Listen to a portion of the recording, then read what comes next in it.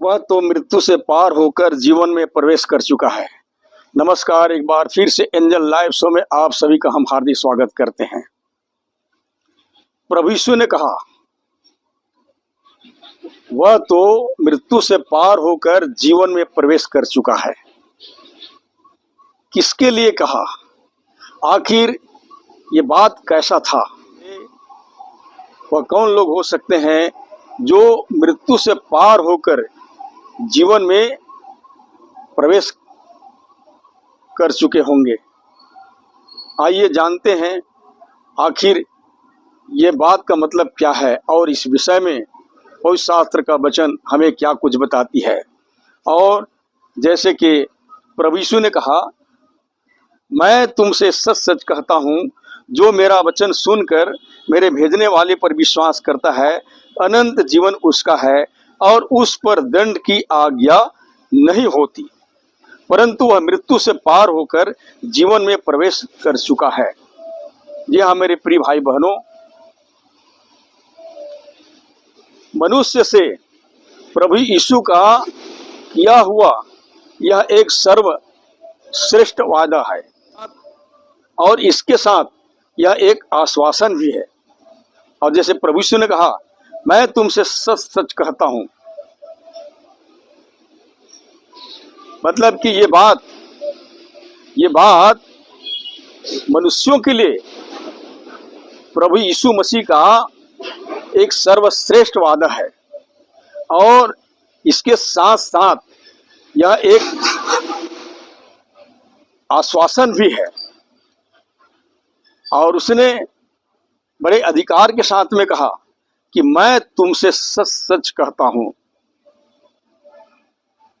अनंत जीवन और उद्धार पर नोट्स के लिए हम पवित्र बाइबल के नए नियम में कुछ इस प्रकार से पढ़ते हैं, जो यूहन्ना रचित सुसमाचार 3 अध्याय वचन 16 में, क्योंकि परमेश्वर ने जगत से ऐसा प्रेम किया कि उसने अपना एकलौता पुत्र को दे दिया, ताकि जो कोई इस पर विश्वास करे वह नाश न हो परंतु अनंत जीवन पाए। और इसी तरह से कुछ इस प्रकार से भी हम पढ़ते हैं,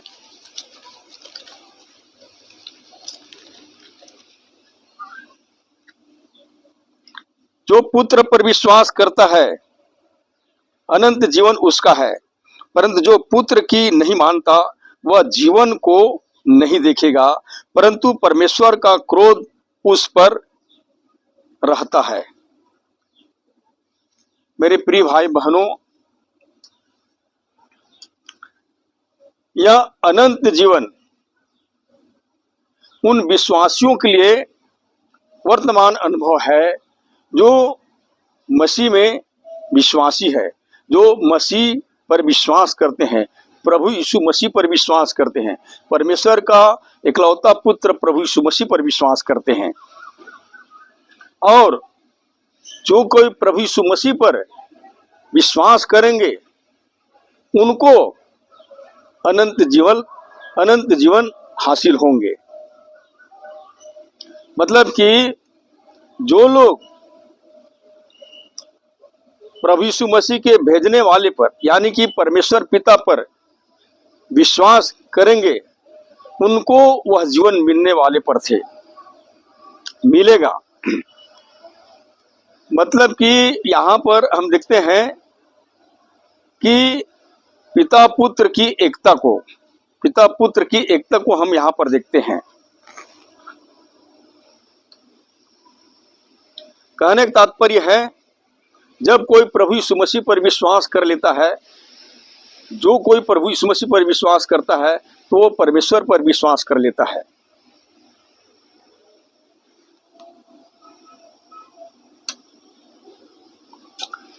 और चूंकि परमेश्वर का वचन हमें बताती है कि परमेश्वर को कभी किसी ने नहीं देखा और उसे प्रभु यीशु ने प्रकट किया। जैसे लिखा है, परमेश्वर को किसी ने कभी नहीं देखा, एकलौता पुत्र जो पिता के गोद में है उसी ने उसे प्रकट किया। मतलब कि प्रभु यीशु ने परमेश्वर को प्रकट किया। पहले जमाने में होता क्या था कि लोग परमेश्वर के संदेशवाहक को या स्वर्गदूत को देखते थे। लोगों को डर था, लेकिन लोग परमेश्वर के संदेशवाहक को या स्वर्गदूत को देखते थे। लेकिन पवित्र बाइबल इस बात को साबित करता है कि परमेश्वर को कभी किसी ने नहीं देखा। नए नियम में इस बात को साबित करता है कि प्रभु यीशु ने उसे प्रकट किया, और प्रभु यीशु ने यह भी कहा कि जिसने मुझे देखा है उसने पिता को देखा, यानी कि परमेश्वर को देखा है, और जो मुझे जानता है वह मेरे पिता को जानता है, यानी कि परमेश्वर को जानता है। तो मेरे प्रिय भाई बहनों, जब हम प्रभु यीशु मसीह को देख लेते हैं तो परमेश्वर को देख लेते हैं, और जब हम प्रभु यीशु मसीह को जान लेते हैं तो परमेश्वर को जान लेते हैं, क्योंकि प्रभु यीशु मसीह ने परमेश्वर को प्रकट किया।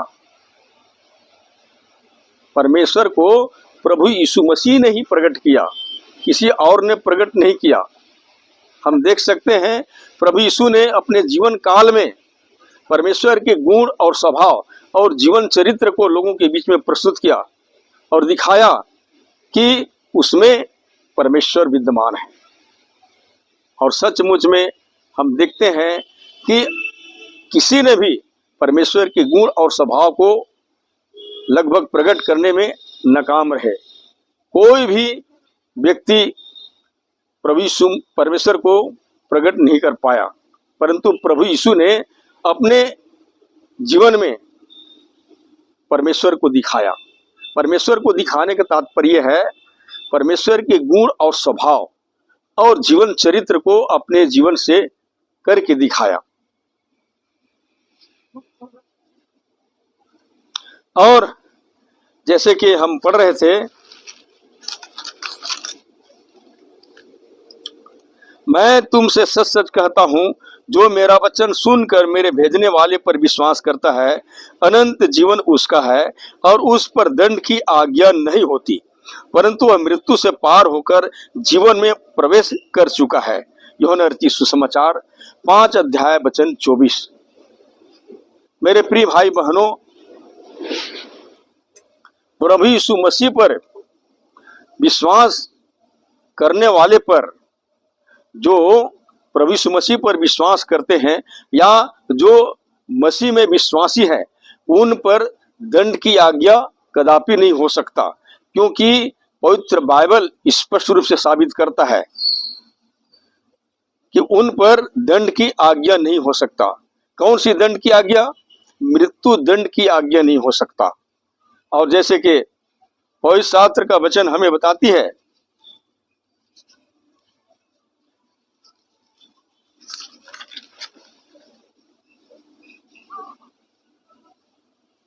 और जैसे लिखा है, जो उस पर, यानी कि प्रभु यीशु मसीह पर, जो उस पर विश्वास करता है उस पर दंड की आज्ञा नहीं होती, परंतु जो उस पर विश्वास नहीं करता वह दोषी ठहर चुका है, इसलिए कि उसने परमेश्वर के इकलौते पुत्र के नाम पर विश्वास नहीं किया। इसी तरह से हम कुछ इस प्रकार से भी पढ़ते हैं,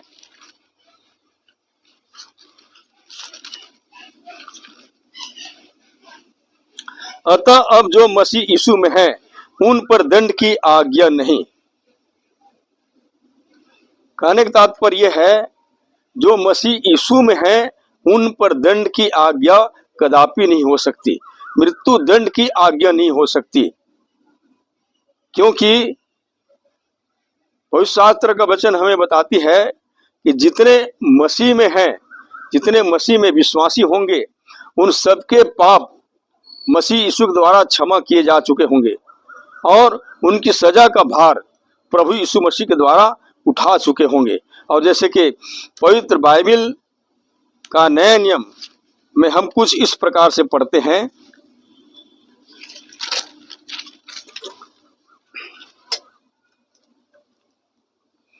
जैसे लिखा है, देखो यह परमेश्वर का मेमना है जो जगत का पाप उठा ले जाता है।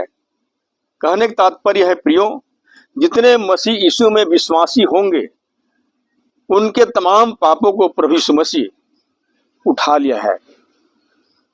और हम प्रभु यीशु मसीह के बारे में देखते हैं कि वो हमारे पापों का तमाम भार को उठाकर कलवरी के क्रूस पर चढ़ गया और मृत्यु को वरण कर लिया।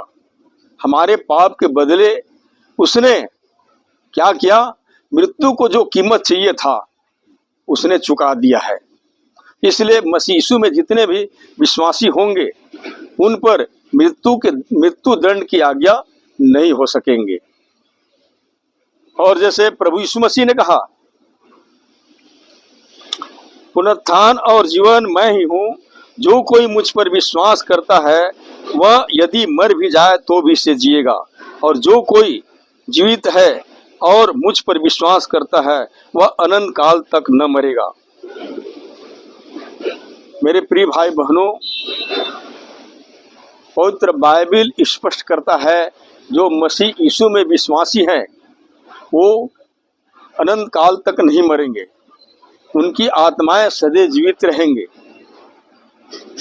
यहाँ पर मृत्यु का मतलब है आत्मिक मृत्यु, यानी कि परमेश्वर से अलग हो जाना। शारीरिक रूप से तो हम सब मरेंगे, लेकिन जो मसीह यीशु में विश्वासी होंगे उनकी आत्माएं अनंत काल तक जीवित रहेंगे, मसीह यीशु में अनंत काल तक जीवित रहेंगे, और उन पर मृत्यु दंड की आज्ञा कदापि नहीं हो सकता। और जैसे लिखा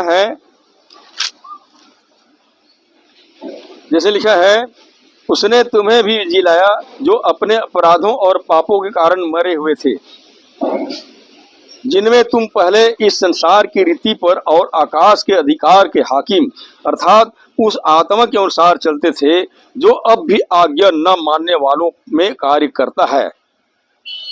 इनमें हम भी सब के सब पहले अपने शरीर के लालसाओं में दिन बिताते थे और शरीर और मन की इच्छा पूरी करते थे, और अन्य लोगों के समान स्वभाव ही से क्रोध की संतान थे।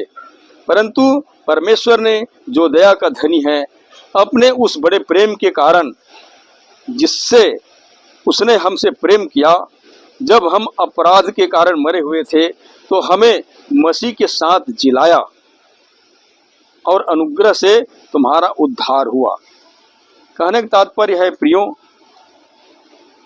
जितने मसीह के साथ मरेंगे वो उसके साथ जिलाए भी जाएंगे। मसीह के साथ मरने का तात्पर्य है जब कोई प्रभु यीशु मसीह के सुसमाचार पर विश्वास लाते हैं, पहले प्रभु यीशु मसीह के सुसमाचार को सुनते हैं और उस पर विश्वास लाते हैं और अपने पापों से तमाम अपराधों से मन फिराकर प्रभु यीशु मसीह का अंगीकार करते हैं, फिर मसीह में बपतिस्मा लेते हैं, यानी कि मसीह के साथ गाड़े जाते हैं। बपतिस्मा में मसीह के साथ गाड़े जाते हैं, फिर उसके बाद में उसके साथ जिलाए जाते हैं। यानी कि जब किसी को पानी के कब्र पर रखा जाता है तो वो अपने पापों के लिए मर जाता है, फिर जब वो पानी से बाहर आता है तो उनका नया जन्म हो चुका होता है। मेरे प्रिय भाई बहनों, उद्धार पाने के लिए, अनंत जीवन पाने के लिए या स्वर्ग के राज्य में मिरास पाने के लिए मनुष्य को नए सिरे से जन्म लेने की जरूरत है। और नए सिरे से जन्म लेने का मतलब है जल और आत्मा से, और जल और आत्मा से जन्म लेने का जो सिद्धांत है वो बपतिस्मे को दर्शाता है। तो बपतिस्मे में लोग मसीह के साथ गाड़े जाते हैं, यानी कि पानी की कब्र में गाड़े जाते हैं, और जब पानी के कब्र से बाहर आता है तो उसका नए सिरे से जन्म हो चुका होता है। तो मेरे प्रिय भाई बहनों, जिस तरह से शारीरिक जन्म एक मनुष्य को उस परिवार का सदस्य बनाता है, उसी तरह से आत्मिक जन्म भी उस व्यक्ति को परमेश्वर के घराने का सदस्य बना देता है। तो उद्धार पाने के लिए, अनंत जीवन पाने के लिए या स्वर्ग के राज्य में प्रवेश पाने के लिए मनुष्य को नए सिरे से जन्म लेने की जरूरत है, मतलब आत्मिक जन्म लेने की जरूरत है। और जितने लोग मसीह में बपतिस्मा लेते हैं वे ही लोग मानो उसके साथ जिलाया जा करके उसका एक नए सिरे से जन्म हो चुका होता है। तो आज हर एक व्यक्ति के पास में अवसर है कि लोग यीशु मसीह के सुसमाचार पर विश्वास लाए। सुसमाचार है कि मसीह हमारे पापों के लिए मर गया, गाड़ा गया और पवित्र शास्त्र के वचन के अनुसार मुर्दा में से तीसरे दिन जी भी उठा। पहला कुरिन्थियों के पत्री 15 अध्याय वचन 3 और 4। सुसमाचार, प्रभु यीशु मसीह इस संसार में आया और उसने हमारे अपराधों के निमित्त मार खाया। पवित्र बाइबल हमें बताती है कि हम निर्बल थे और भक्तिहीन थे, तभी परमेश्वर ने अपनी प्रेम की भलाई को इस कदर प्रकट करता है कि उसने हमारे लिए अपना इकलौता पुत्र को दे दिया। तो जो कोई प्रभु यीशु मसीह के सुसमाचार को सुनते हैं और उस पर बिलीव करते हैं, यानी कि विश्वास करते हैं और अपने तमाम पापों से, अपराधों से, गुनाहों से मन फिराकर प्रभु यीशु मसीह का अंगीकार करके प्रभु यीशु मसीह के नाम की बपतिस्मा लेते हैं, तो सचमुच में उसको पापों की क्षमा, छुटकारा, उद्धार और अनंत जीवन मिल पाना संभव हो सकता है। और जैसे कि प्रभु यीशु मसीह ने कहा,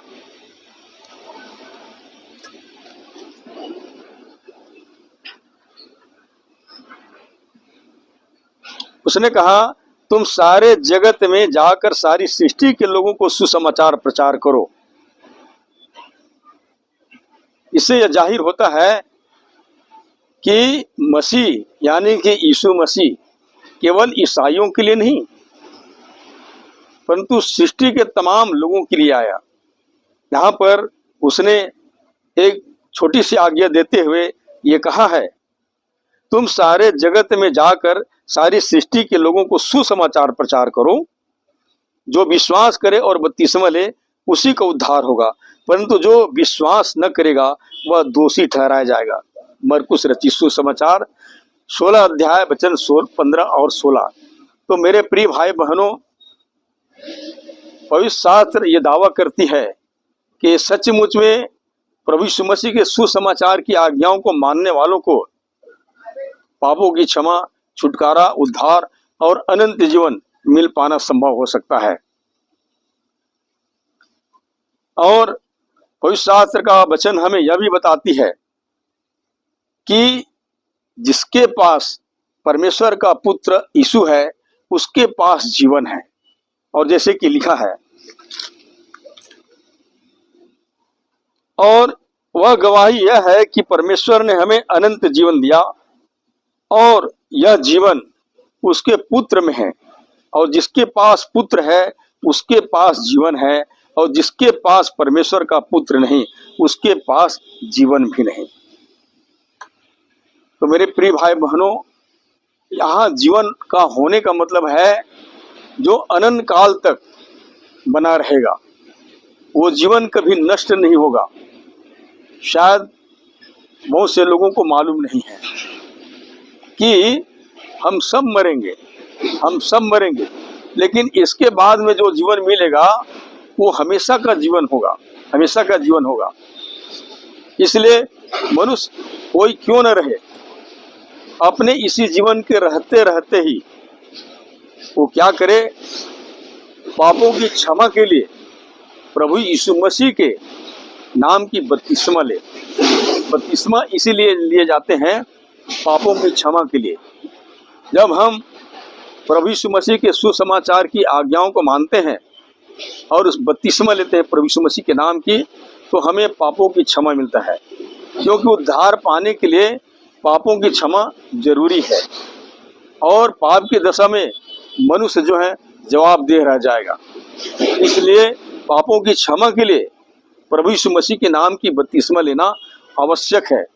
हम देखते हैं बहुत पहले जब कलीसिया का, जिसकी प्रतिज्ञा प्रभु यीशु मसीह ने किया था कि मैं अपनी कलीसिया बनाऊंगा और उस पर अधोलोक के फाटक प्रबल न होंगे, मेरे प्रिय भाई बहनों, प्रभु यीशु मसीह के द्वारा बनाया गया कलीसिया ये वह राज्य है जो कभी हिलने का नहीं और न ही जिसमें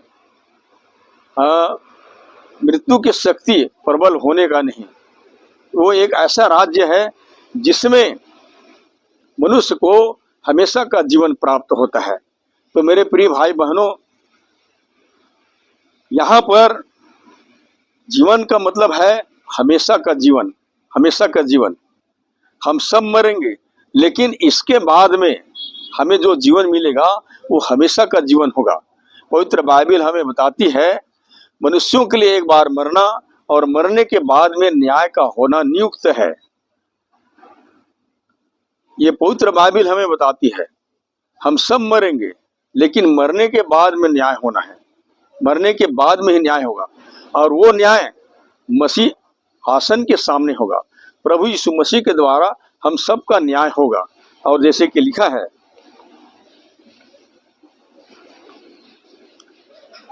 क्योंकि अवश्य है कि हम सब का हाल मसीह न्याय आसन के सामने खुल जाए, कि हर एक व्यक्ति अपने अपने भले बुरे कामों का बदला जो उसने देह के द्वारा किए हो पाए। दूसरा कुरिन्थियों के पत्री 5 अध्याय वचन 10। और प्रभु यीशु ने जब उसकी स्वर्गारोहण हुआ तो उसने एक बात का वादा करते हुए उसने ये कहा था, देख मैं शीघ्र ही आने वाला हूँ और हर एक लोगों का कामों के अनुसार बदला देने के लिए प्रतिफल मेरे पास है। तो मेरे प्रिय भाई बहनों, प्रभु यीशु मसीह एक बार आया था तो उद्धार देने के लिए आया था, वो न्याय करने के लिए नहीं आया था। अब जब वो आएगा तो न्याय करने के लिए आएगा, हर एक मनुष्य के उनके कामों के अनुसार उसको बदला मिलेगा। तो हम सबका न्याय मसीह आसन के सामने प्रभु यीशु मसीह के द्वारा होगा, क्योंकि ये बात पवित्र शास्त्र साबित करता है। और जैसे कि प्रभु यीशु ने भी कहा, जैसे लिखा है, मैं तुमसे सच सच कहता हूँ, पुत्र आपसे कुछ नहीं कर सकता, केवल वह जो पिता को करते देखता है। क्योंकि जिस जिस कामों को वह करता है उन्हें पुत्र भी उसी रीति से करता है, क्योंकि पिता पुत्र से प्रीति रखता है और जो काम वह आप करता है वह सब उससे दिखाता है, और वह इससे भी बड़े बड़े काम उसे दिखाएगा, ताकि तुम अचंभा करो। जैसा पिता मरे हुओं को उठाता और जिलाता है, वैसा ही पुत्र भी जिन्हें चाहता है उन्हें जिलाता है। पिता किसी का न्याय नहीं करता, परंतु न्याय करने का सब काम पुत्र को सौंप दिया है, कि सब लोग जैसे पिता का आदर करते हैं वैसे ही पुत्र यीशु का भी आदर करें। और जो पुत्र का आदर नहीं करता वह पिता का जिसने उसे भेजा है आदर नहीं करता। तो मेरे प्रिय भाई बहनों, हम परमेश्वर पिता का कितनों ही आदर करें और पुत्र का निरादर करते हैं तो उस कंडीशन में हम परमेश्वर का आदर नहीं कर रहे होते। परंतु पवित्र शास्त्र का वचन हमें बताती है, जब कोई प्रभु यीशु मसीह का आदर करता है तो वो परमेश्वर का भी आदर कर रहा होता है। और जैसे प्रभु यीशु मसीह ने कहा, जिसने मुझे देखा है उसने पिता को भी देखा है, जो मुझे जानता है वो मेरे पिता परमेश्वर को भी जानता है। तो न्याय का सब काम प्रभु यीशु मसीह को सौंप दिया गया है। अब हम सबका इंसाफ का तराजू केवल और केवल प्रभु यीशु मसीह के हाथों में है। इसलिए मेरे प्रिय भाई बहनों, हम प्रभु यीशु मसीह के सुसमाचार पर विश्वास लाएं और प्रभु यीशु मसीह का अंगीकार करें, तो सचमुच में हमें पापों की क्षमा, छुटकारा और उद्धार और अनंत जीवन प्राप्त हो सकता है। मेरे प्रिय भाई बहनों, पवित्र बाइबल हमें बताती है कि मसीह यीशु ही हमारे सब पापों का प्रायश्चित है। उसने हमारे पापों के भार को उठा लिया है और उसने जो हमारी मृत्यु था, उसने मृत्यु की तमाम कीमत को उसने चुका दिया है। और जैसे कि पवित्र बाइबल हमें कुछ इस तरह से बताती है,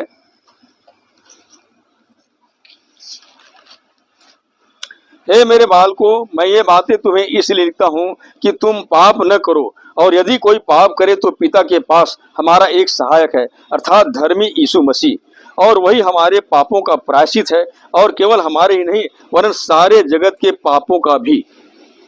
पहला यूहन्ना की पत्री 2 अध्याय वचन 1 और 2।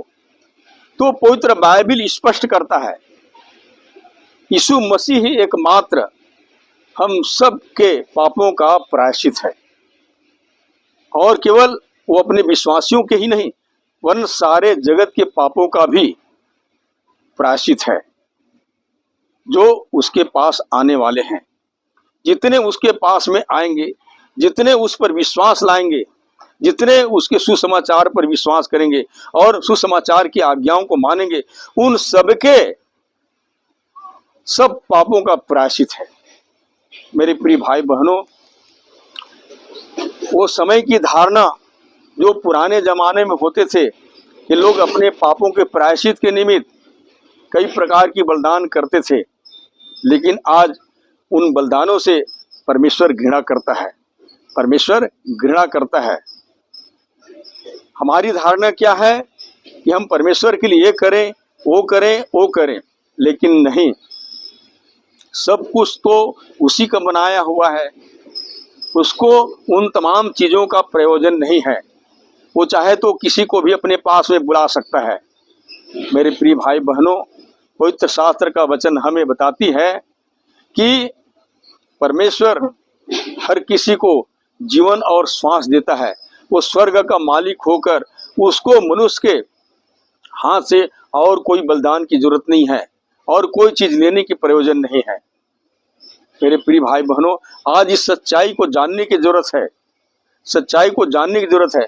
प्रभु यीशु मसीह ने कहा, जब सत्य को जानोगे और सत्य ही तुम्हें स्वतंत्र करेगा। मेरे प्रिय भाई बहनों, सचमुच में जब कोई सच्चाई को जानता है तभी स्वतंत्र किया जाता है, नहीं तो वो परंपराओं के, धार्मिक रीति रिवाजों के अंधकार में ऐसे भटकते फिरते रहता है, उनका आँख कभी नहीं खुल सकता। आज उससे बाहर आने की जरूरत है। आज हम हर एक को एक ऐसे मार्ग और माध्यम खोजने की जरूरत है जो सचमुच में हमें परमेश्वर तक ले जाता है और परमेश्वर तक मेल कराता है। मेरे प्रिय भाई बहनों, पवित्र शास्त्र के वचन के अनुसार और वह माध्यम और मार्ग, वह मध्यस्थ केवल प्रभु यीशु मसीह है। और जैसे प्रभु यीशु मसीह ने कहा, मार्ग और सत्य और जीवन मैं हूँ, बिना मेरे द्वारा कोई पिता के पास नहीं पहुँच सकता।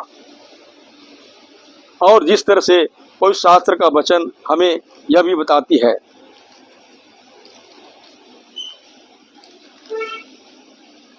क्योंकि परमेश्वर एक ही है और परमेश्वर और मनुष्यों के बीच में एक ही बीच वही है, अर्थात मसीह यीशु। तो मेरे प्रिय भाई बहनों, परमेश्वर तक पहुंचने के लिए, जीवन तक पहुंचने के लिए कोई और माध्यम और मध्यस्थ नहीं है, केवल प्रभु यीशु मसीह है।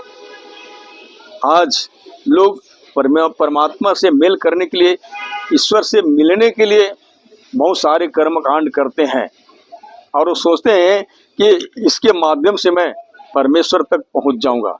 ये तो अवश्य है कि आदमी अपने पाप की दशा में परमेश्वर से मेल नहीं कर सकता, स्वर्ग को नहीं जा सकता, कोई ना कोई माध्यम चाहिए। जैसे कि हमारी मुकदमा लड़ने वाला कोई वकील होता है, ठीक उसी प्रकार मेरे प्रिय भाई बहनों, हमारा कोई माध्यम है, कोई मध्यस्थ है, तो वो है प्रभु यीशु मसीह। वो हमारा मुकदमा लड़ चुका है, वो अपने विश्वासियों का मुकदमा को लड़ चुका है और मृत्यु दंड की आज्ञा से आजाद कर दिया है, मृत्यु दंड से आजाद कर दिया है। हमें ये जानकारी होनी चाहिए कि हमारा प्रभु यीशु मसीह जीवंत परमेश्वर है। इसलिए जो कोई उस पर विश्वास करेंगे, जो कोई उसके पास में आएंगे, उनको भी वो जीवन जीवन से परिपूर्ण करेगा।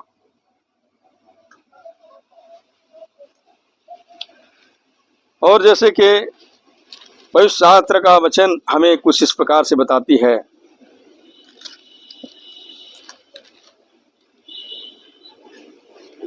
लिखा है, क्योंकि जब हम निर्बल ही थे तो मसीह ठीक समय पर भक्तिहीनों के लिए मरा, किसी धर्मी जन के लिए कोई मरे यह तो दुर्लभ है, परंतु हो सकता है किसी भले मनुष्य के लिए कोई मरने का भी साहस करे। परंतु परमेश्वर हम पर अपने प्रेम की भलाई इस रीति से प्रकट करता है कि जब हम पापी ही थे तभी मसीह हमारे लिए मरा। मेरे प्रिय भाई बहनों, और जैसे आगे लिखा है, अतः जबकि हम अब उसके लहू के कारण धर्मी ठहरे तो उसके द्वारा परमेश्वर के क्रोध से क्यों न बचेंगे। तो मेरे प्रिय भाई बहनों, आज समझना होगा, ये तो जरूर है मनुष्य पाप करता है तो पाप के दशा में वो जवाबदेह है। पाप की स्थिति में वह खुद अपने स्वयं का उद्धार नहीं कर सकता। इसीलिए परमेश्वर ने देखा कि लोग निर्बल थे और भक्तिहीन थे, तभी उसने अपने प्रेम की रीति को इस कदर प्रकट किया कि जब हम पापी ही थे, निर्बल ही थे, तभी परमेश्वर ने अपने पुत्र को इस जगत में भेजा। और जैसे कि हमने पढ़े यूहन्ना रचित सुसमाचार 3 अध्याय वचन 16 में, क्योंकि परमेश्वर ने जगत से ऐसा प्रेम किया कि उसने अपना इकलौता पुत्र को दे दिया, ताकि जो कोई इस पर विश्वास करे वो नाश न हो परंतु अनंत जीवन पाए। जी हाँ मेरे प्रिय भाई बहनों, अब प्रभु यीशु मसीह हमारे मृत्यु के तमाम कीमत को चुका लिया है। जो उसके विश्वासी है, लिखा है ना, अतः अब मसीह यीशु में है उन पर दंड की आज्ञा नहीं हो सकती। मेरे प्रिय भाई बहनों, पाप इस जगत में आया और पाप के कारण मृत्यु आया, लेकिन मृत्यु की छुड़ौती के लिए मनुष्य के पास में क्या कुछ है? कुछ भी नहीं है, कुछ भी नहीं है। परंतु सोचिए, परमेश्वर ने मनुष्य पर ऐसा भला काम किया, ऐसा उपहार दिया जो उनको अपने विश्वासियों के मृत्यु की कीमत को चुकाकर उसको मृत्यु से पार करा करके जीवन में प्रवेश करा चुका है। तो मेरे प्रिय भाई बहनों, जैसे प्रभु यीशु मसीह ने कहा, जो मेरे भेजने वाले पर विश्वास करता है वह मृत्यु से पार होकर जीवन में प्रवेश कर चुका है। वही व्यक्ति जो सचमुच में प्रभु यीशु मसीह पर विश्वास करते हैं तो वो मृत्यु से पार होकर जीवन में प्रवेश कर चुके हैं, क्योंकि प्रभु यीशु मसीह ने उसको मृत्यु से पार कराकर जीवन में प्रवेश करा चुका है। वो जीवन में प्रवेश कर चुके हैं। तो आज हर मनुष्य के लिए अवसर है, चाहे वो कोई भी जाति धर्म के हो, प्रभु यीशु मसीह के सुसमाचार पर विश्वास लाते हैं तो अवश्य रूप से उन्हें प्रभु यीशु मसीह द्वारा जीवंत जीवन से परिपूर्ण किया जाएगा। सो परमेश्वर अपनी इन वचनों के द्वारा आप सबको आशीष दे। धन्यवाद।